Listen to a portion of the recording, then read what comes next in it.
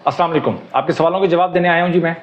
और ये मोहम्मद साहब हैं, इन्होंने सवाल किया है कि अच्छा, इस सवालों का सेशन स्टार्ट करने से पहले मैं एक बात बताना चाहता हूँ आपको कि आपने एक अच्छी खासी मंदी देख ली है, ठीक है। जिन लोगों ने, आप उस वक्त तक इन्वेस्टर नहीं बन सकते जब तक आप पूरा साइकिल को ना देख लें। पूरा साइकिल जब तक आप देखेंगे नहीं ना, आप अपने आप को इन्वेस्टर ना समझिएगा, बड़ी मेहरबानी होगी। लेकिन आप, मुझे लगता है कि खुशकिस्मत हैं कि कुछ आपने 20, 25, 30% की आपने मंदी देख ली है। तो अब आपको एहसास हो गया होगा कि हाँ यार, कुछ एजुकेशन भी कोई चीज़ है, कुछ प्लानिंग भी कोई चीज़ है, कुछ स्ट्रेटजी भी कोई चीज़ है। इसी तरह ही नहीं है कि आप स्टॉक मार्केट में आएंगे और पैसा बना के चले जाएंगे। तो आप खुशकिस्मत लोगों में से हैं जिनको ये एहसास हो चुका है कि एजुकेशन बहुत ज़रूरी है, स्ट्रेटजी बहुत ज़रूरी है, रिस्क मैनेजमेंट बहुत ज़रूरी है, और सिक्योरिटी बहुत ज़रूरी है, सीखना बहुत ज़रूरी है। तो अभी बहुत कुछ होना है। आप जैसे जैसे टाइम गुजरेगा आप चीज़ें देखते चले जाएंगे, समझते चले जाएंगे, लेकिन चीज़ों को देखना और समझना और एब्जॉर्ब करना अंदर, अपने अंदर जितना जो अपने अंदर इन चीज़ों को एब्जॉर्ब कर सकेगा उतना ही वो कामयाब इन्वेस्टर बन सकेगा। नॉर्मली 3 से 5 साल लगते हैं स्टॉक मार्केट के पूरे साइकिल्स को टेस्ट करने के लिए। तो जो लोग पिछले 2-3 सालों से आए हैं उनको साइकिल्स का नहीं पता, फॉर्चुनेटली या अनफॉर्चुनेटली। तो अब वो चीज़ें, कुछ चीज़ें सामने आ रही हैं, तो इनसे आपको सीखने की ज़रूरत है। डरने की ज़रूरत नहीं है, घबराने की ज़रूरत नहीं है। It's a part of business. आपकी ज़िंदगी में नहीं आया था, अब आ गया है, सीखें। कोई इतना बड़ा इशू नहीं है। मार्केट से पैसे जाते भी हैं, मार्केट में पैसे आ भी जाते हैं। आपकी स्ट्रेटजी अच्छी होनी चाहिए, आपका स्किल सेट अच्छा होना चाहिए। ठीक हो गया जी। चलते हैं क्वेश्चंस की तरफ। सर, बीओपी पे काफ़ी लॉस है, ऑलमोस्ट 1,20,000 का। क्या उसको होल्ड करें या फिर अच्छे स्टॉक्स की तरफ शफल कर लें? फिर वही क्वेश्चन, एक क्वेश्चन से दूसरे क्वेश्चन निकलते हैं भाई कि आपने जो बैंक ऑफ पंजाब कितने % अपनी इन्वेस्टमेंट का रखा हुआ है, कितने % है? हालात इसके ठीक नहीं है बैंक ऑफ पंजाब के, काफ़ी ज़्यादा जो है ये स्टॉक जो है ये प्रेशर में है। बट ठीक है, कोई इतना बुरा अभी नहीं है। 200 की मूविंग एवरेज के पास है, यहाँ से रिकवर हो सकता है। और आपको वो 20-25% पे आपको एवरेज करना है इसको। कोई इतना बड़ा मसला नहीं है, इसको आप एवरेज करें अपनी तसल्ली के मुताबिक। फ़िलहाल कुछ नहीं हो सकता। अब आपने मैनेज करना है, फाइट करनी है और हौसले से बैठना है आपने। बैंक ऑफ पंजाब को इतना बुरा स्टॉक नहीं है, अच्छा परफॉर्म करता आ रहा है और आने वाले दिनों में भी लगता है कि अच्छा परफॉर्म करेगा, कर सकता है। अगला क्वेश्चन है सर कि सर जी, अगर स्टॉक सुपर ट्रेंड में ना भी हो तो इसमें एंट्री ले सकते हैं? आप प्लीज़ किसी भी एक स्टॉक की अलर्ट कैंडल बनी है तो बता दें ताकि मैं इससे दूसरे स्टॉक के लिए रहनुमाई ले सकूं। देखें, सुपर ट्रेंड का जो मैंने एक फार्मूला बताया कि सुपर ट्रेंड को आप कैसे यूज़ करेंगे स्टॉक मार्केट में, अब उसके दिन आ गए हैं समझने के। देखें, बहुत से तरीके हो सकते हैं स्टॉक मार्केट में इन्वेस्टमेंट करने के। खिचड़ी नहीं बनानी है आपने अगर सुपर ट्रेंड को लेके चल रहे हैं तो फिर सुपर ट्रेंड को ही लेके चले। मेरा तो यूट्यूब चैनल है भाई और मेरी ऑडियंस है ज़्यादा, तो किसी को सुपर ट्रेंड पसंद आएगा, किसी को क्या चीज़ पसंद आएगी, किसी को क्या चीज़ पसंद आएगी। तो मैंने तो सारा चीज़ें बतानी है। ऐसा नहीं है कि मेरे चैनल पे या किसी भी चैनल पे आप सीखते चले जाएंगे और इसको अडॉप्ट करते चले जाएंगे, ऐसा कुछ नहीं है। आपको किसी एक स्ट्रेटजी, 2 स्ट्रेटजीज ज़्यादा से ज़्यादा, या 3 स्ट्रेटजीज, बैक वक्त 3 स्ट्रेटजीज पे आप काम कर सकते हैं, या 2 स्ट्रेटजीज पे काम कर सकते हैं, या सिंगल स्ट्रेटजी पे काम कर सकते हैं। इससे ज़्यादा नहीं काम कर सकते आप। अगर कोई बंदा सुपर ट्रेंड में काम कर रहा है तो सुपर ट्रेंड में ही काम करता रहेगा। उसके साथ फ्यूजन नहीं करना उसने, उसको कि सुपर ट्रेंड के साथ वो RSI भी मिला ले, सुपर ट्रेंड के साथ वो मूविंग एवरेज भी मिला ले। तो फ्यूजन करते करते ज़िंदगी जो है ना फ्यूज हो जाएगी। तो सुपर ट्रेंड पे जो लोग काम कर रहे हैं, मेरी वीडियो है लॉन्ग टर्म वाले पे, वो सिर्फ सुपर ट्रेंड को ही फॉलो करेंगे तो उससे long term, in the long run वो देखेंगे कि इस स्ट्रेटजी से पैसा बना है कि नहीं बना, या बन सकता है या नहीं बन सकता। ये आपने एनालिसिस करना है। इसके अलावा जो स्ट्रेटजीज होंगी उसको, हर स्ट्रेटजी को आप अपनी जगह यूज करेंगे। अगर सुपर ट्रेंड में एंट्री नहीं बन रही तो नहीं बन रही, वेट करना है आपने। इसका तो कोई हल नहीं है ना कि सुपर ट्रेंड में एंट्री नहीं बन रही तो इसकी यही मिसाल मैं आपको देता हूँ कि अगर डेली टाइम इंटरवल में आपकी एंट्री नहीं बन रही तो आप ज़बरदस्ती घुसेंगे आवरली टाइम फ्रेम पे, ज़बरदस्ती घुसेंगे आप 15 टाइम के मैं एंट्री ले लूँ। भाई अगर एंट्री नहीं बन रही तो इसका मतलब है आप वो स्ट्रेटजी आपको सिक्योर कर रही है, आप उसकी क्या कहते हैं उसके साए से निकल जाते हैं। आप जो आपको प्रोटेक्ट कर रहा है उस प्रोटेक्शन से निकल जाते हैं बाहर, आप स्ट्रेटजी से बाहर निकल जाते हैं, किसी और स्ट्रेटजी में घुस जाते हैं। तो ये एक बड़ा मसला है, इस बात को समझने की कोशिश करें। अगर एक स्ट्रेटजी आपको, जैसे टीकेटी है, अगर टीकेटी आपको नई एंट्री करवा रही तो आपको सिक्योर कर रही है ना, तो आप किसी और स्ट्रेटजी को पकड़ के आप ट्रेड करना शुरू कर देंगे। तो मुझे बताएं फिर टीकेटी को आपको अडॉप्ट करने का फायदा क्या हुआ? क्योंकि टीकेटी तो आपको सिक्योर कर रही थी कि भाई बता रही थी कि भाई आपने एंट्री नहीं लेनी, लेकिन आप कहते हो यार ये टीकेटी तो मुझे लगता है कि काम नहीं कर रही, तो मैं कोई और स्ट्रेटजी बना लेता हूँ या अपना लेता हूँ। तो ये ज़रा थोड़ा सा समझने की ज़रूरत है।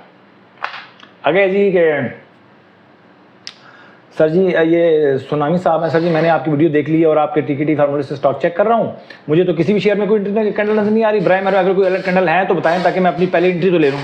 भाई जल्दी क्या है आपको? अलर्ट कैंडल जो बनती है ना वो हम बनाते हैं शॉर्ट टर्म ट्रेड करने के लिए, ठीक है ना। शॉर्ट टर्म ट्रेड में तो एंट्री बन ही नहीं रही, जब बनेगी तो आप इस चैनल पे आपको मिलेगी इंशाअल्लाह उल अज़ीज़, ज़िंदगी ने वफा की तो मेरा नहीं ख्याल कि आपको इतना ज़्यादा जल्दबाजी का मुजाहरा करना चाहिए। और तेल देखें, तेल की धार देखें, देखते रहें, सिस्टम को देखते रहें। अगर कोई एंट्री कैंडल नज़र नहीं आ रही तो वो आपको सिक्योर कर रही है। भाई मैं लास्ट क्वेश्चन में भी मैं जवाब दिया है आपको मैंने। ये हैं जी कि मुस्तफा भाई शॉर्ट करने के लिए बिल्कुल बेसिक से समझाएं, इसके लिए एक चैनल बना लें या फिर शॉर्ट के लिए एक अलग सीरीज़ वीडियो, क्योंकि मैं पर्सनल स्टॉक चेंज में कैसे शॉर्ट ट्रेडिंग करनी है कई लोगों को तरह से इल्म नहीं है, क्योंकि इस पर किसी ने भी वीडियो नहीं बनाई। शॉर्ट ट्रेडिंग करना ना करना अलग बात है, लेकिन इसके अलावा बेका बताना चाहिए। शॉर्ट ट्रेडिंग में मैं एक वीडियो लास्ट बना चुका हूँ। तो शॉर्ट टर्म ट्रेडिंग के अंदर मैं लोगों को यही सजेस्ट कर रहा हूँ कि आपको सबसे पहले एक लॉन्ग टर्म उसमें जो बाय करके जो आप ट्रेड करते हैं, पहले उसमें आपको मास्टरी करनी है। जब आप बाय करके काम करना सीख जाएंगे ना और स्टॉप लॉस को 100% स्टॉप लॉस लगाना सीख लेंगे और बाय करके पैसे बना लेंगे, उसके बाद सेकंड फेज के अंदर आपने शॉर्ट करके पैसे बनाना है। शॉर्ट करके कैसे पैसे बनाने हैं ये सेकंड फेज में। डायरेक्ट आपने शॉर्ट करना नहीं सीखना, शॉर्ट करना नहीं शुरू करना उस वक्त तक जब तक आप सीधा काम करना ना सीख ले। सीधा एक दफा काम आ गया, उल्टा खुद ब खुद आ जाएगा आपको, वही उसी को उलट करना है हमने। तो मैं साथ साथ इसको जो शॉर्ट टर्म ट्रेडिंग है, ये जो शॉर्ट करने वाली जो ट्रेडिंग है, इसको भी मैं साथ साथ आपको बताता रहूंगा। उसका मकसद सिर्फ ये है कि आपकी जो अपनी होल्डिंग पड़ी है उसको कैसे यूज करके आप पैसे बना सकते हैं। फजूल होल्डिंग पड़ी होती चले आप पैसे बना लें, तो मकसद वो है। मकसद ये नहीं कि आप फ्यूचर्स में ट्रेड करना शुरू कर दें या सट्टा करना शुरू कर दें, इसका मतलब ये कतन नहीं।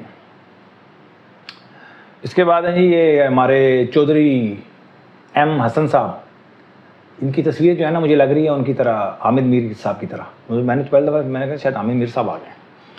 तो ये कह रहे हैं जी मुस्तफ़ा भाई thanks for expanding scope during the advance period when a short could have been triggered you can. अच्छा, इन्होंने कहा जी कोई इतनी ज़्यादा बन नहीं रही। भाई क्यों नहीं बन रही? पहली बात तो ये है कि मैंने शॉर्ट करने के 2 तरीके बताए आपको, ठीक है। 2 तरीके कौन से हैं वो मैं आपको बता देता हूँ शॉर्ट करने के। अब इन्होंने कुछ आइटम बताए हैं मेरे पास, कौन कौन से हैं। AHCL है, एच का आ रहा है, जैसे DGKC है। चलें हम DGKC को ले लेते हैं। तो DGKC को हम लगाते हैं तो डेली टाइम फ्रेम के ऊपर, तो आप ये देख सकते हैं मैंने शॉर्ट करने का आपको बताया कि आपने आवरली टाइम फ्रेम पे जाना है। आपने आवरली टाइम फ्रेम पे जाना है। DGKC के अंदर ये आ गया जी, DGKC आपका, ये DGKC आ गया जी। मैंने आपको ये कहा था कि लास्ट अभी एक हमारी एंट्री बनी है तकरीबन, नोट कर लें, 25 मार्च को एक एंट्री बनी है हमारी और 169.56 के बाद आपको शॉर्ट करना था। एक एंट्री तो ये बन गई। इससे पहले एंट्री नहीं बनी। इससे पहले हमारी एक एंट्री बनी है 18,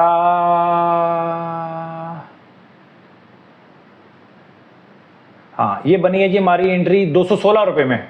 शॉर्ट करना था 19 फरवरी में, 19 फरवरी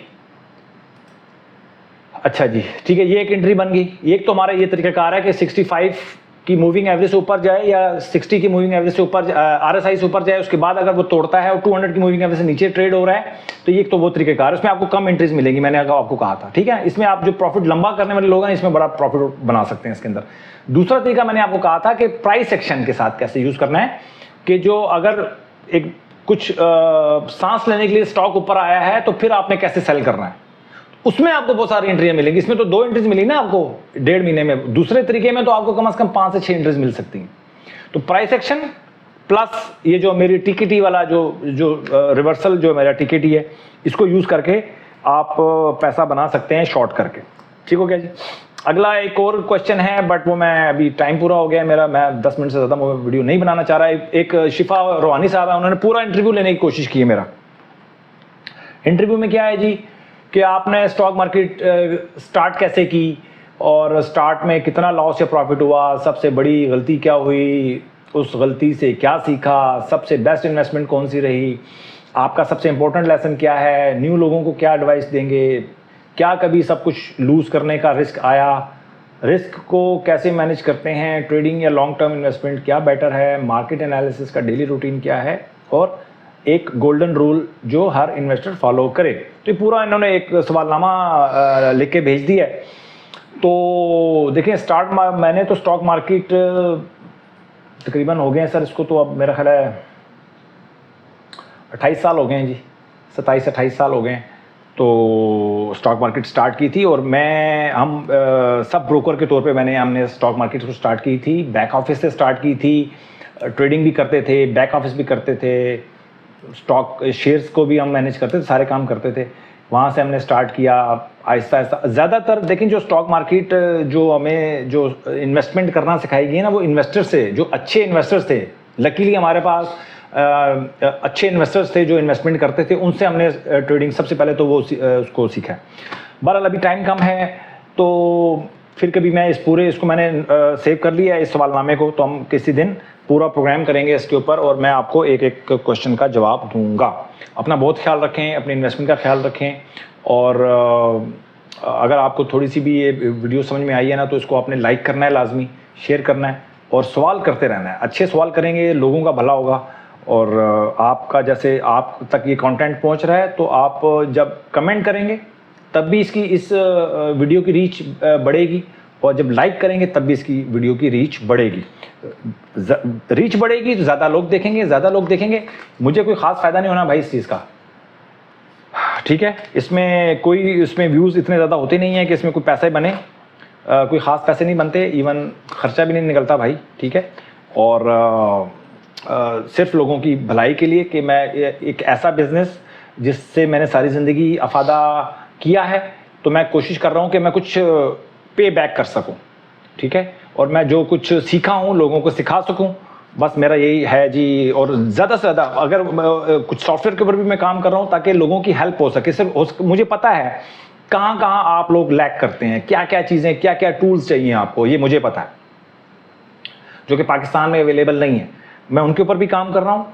सिर्फ ज़बानी कलामी मुझे पता है कि आपका काम नहीं बनेगा, आपका स्पून फीडिंग चाहिए होती है, लाजमी बात है, ज़रूरी बात है। बहुत कम लोग होते हैं जो कि चीज़ों को अडॉप्ट कर पाते हैं, तो स्पून फीडिंग के लिए भी मैं बहुत सारा काम कर रहा हूँ, ताकि जो लोग बहुत ज़्यादा एक्टिव नहीं हैं, बहुत ज़्यादा चीज़ों को अडॉप्ट नहीं कर पा रहे, उनके लिए भी आसानी हो सके, स्टॉक मार्केट उनके लिए बिजनेस बन सके।